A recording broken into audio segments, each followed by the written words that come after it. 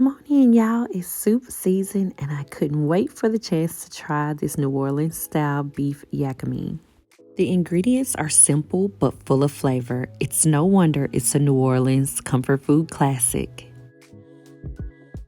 Here we go with most of the ingredients we're going to need to start. I got a couple more, but I'll show you when we get there.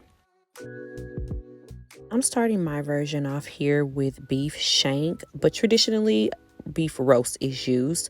I am going to go ahead and season this up really well before we get this in. So I got some creole seasoning here.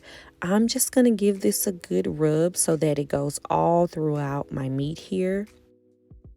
And my meat has been sitting out for about an hour. I want to try to let it come up to room temperature so that it is easier to sear when we move to that next step.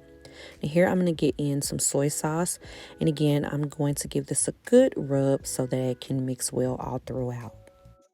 Now on simple recipes like this, but especially with soups and stews like this, I really like to use shank. As you can see, the marbleization is all flavor, and something this simple I want to flavor as much as possible. Not to mention the shank tends to get more tender than a chuck roast in my opinion, so that's why I use it.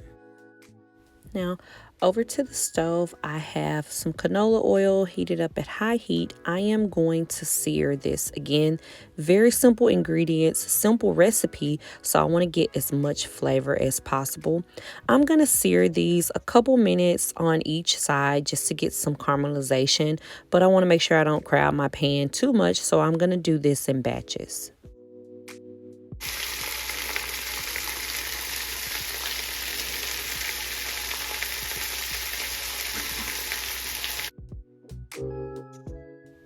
So I let that side sear for about 5 minutes. I'm going to go ahead and get these flipped over and then just repeat the process until I have all of my beef shank seared.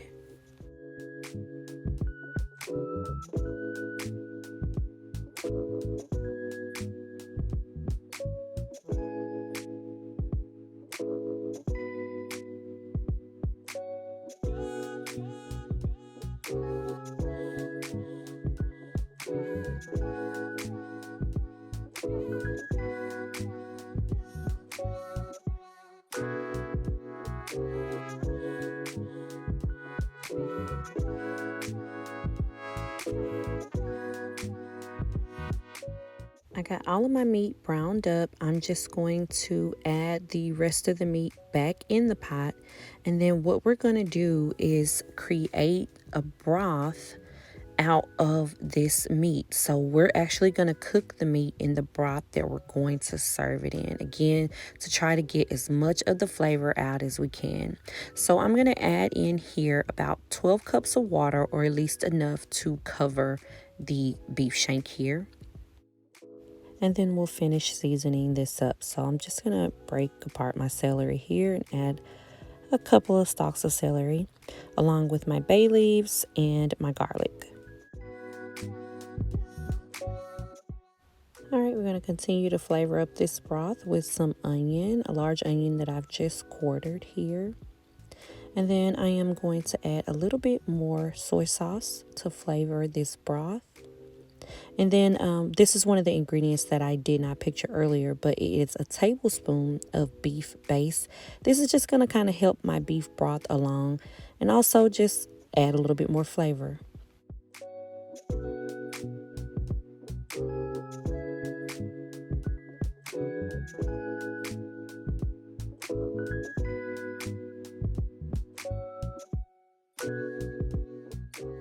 Now that I have this mixed around well, I'm going to bring this up to a simmer and then put my lid on and just let this hang out and cook until the meat starts to get tender. So I'm going to give it about 30 to 45 minutes before I check on it again.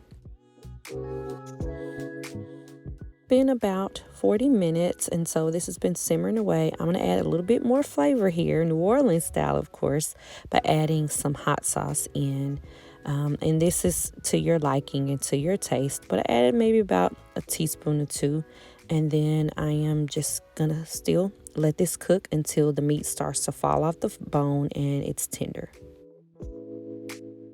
So while that is continuing to cook, I want to prepare the rest of the ingredients. We're going to go ahead and boil our eggs.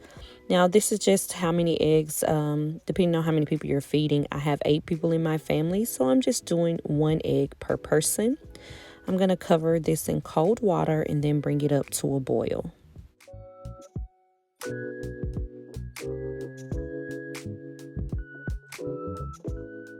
Now that this is boiling, I'm going to add my lid, turn my heat off, and let this sit for exactly 10 minutes. Okay, so now we're going to go ahead and get our pasta boiled. I got some boiling water here, and I break my spaghetti in half. It's just a personal preference. It makes it easier for the little ones that I have.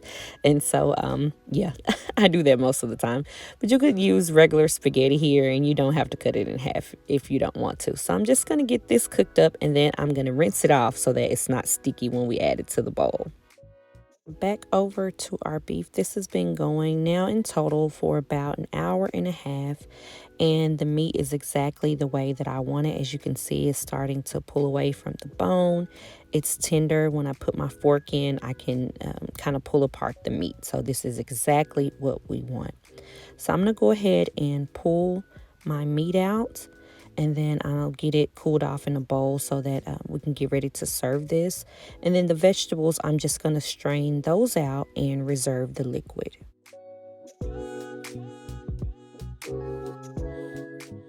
All right, I have my station here prepared to get my bowls together, but the first thing I need to do is go ahead and pick apart my meat. I just do this with my hand, but of course you could do this with a fork if you wanted to. But I'm just going to break this apart into bite-sized pieces. And then what I also like to do is just freeze those bones, and I keep those on hand to make beef broth again in my Instapot later on in the future. All right, it is time to eat, so let's assemble our bowl here. So I'm going to start with a handful of spaghetti. And I feel like here you could put as little or as much as you want. And then again, I'm going to top this off with meat. With my beef shank here, I'm going to sprinkle in some green onion tops. And then add that flavorful, delicious broth. Oh my goodness, it's so good. Last thing we're going to do is top this off with our boiled eggs and then a squirt of some hot sauce. This soup was so delicious, and I literally could make it out of things that I already have on hand, so it will definitely be part of my recipe repertoire. I hope you like this video and this recipe just as much as I did. Until next time.